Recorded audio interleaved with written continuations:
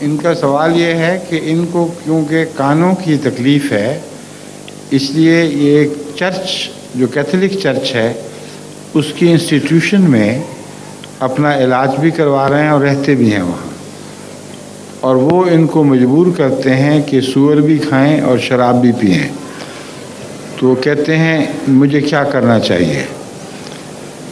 اس کا سیدھا سادہ جواب یہ ہے کہ دنیا کے کسی آزاد ملک میں کسی شخص کو کچھ کھانے پر مجبور نہیں کیا جا سکتا، کچھ پینے پر مجبور نہیں کیا جا سکتا۔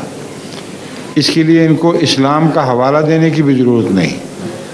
ان کو کہہ دیں کہ سور سے مجھے نفرت ہے، شراب میں نہیں پیتا، اس لیے میں اور چیزیں کھاؤں گا۔ ان کو قانونی حق ہی نہیں ہے کہ ان کے یہ کہنے پر ان کو مجبور کریں۔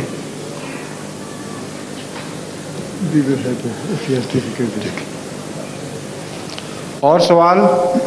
میرا خیال ہے اب یہ آخری سوال ہونا چاہیے۔ نماز کا وقت ہو گیا، اذان کا 9 بجے 10 منٹ 10 منٹ تک۔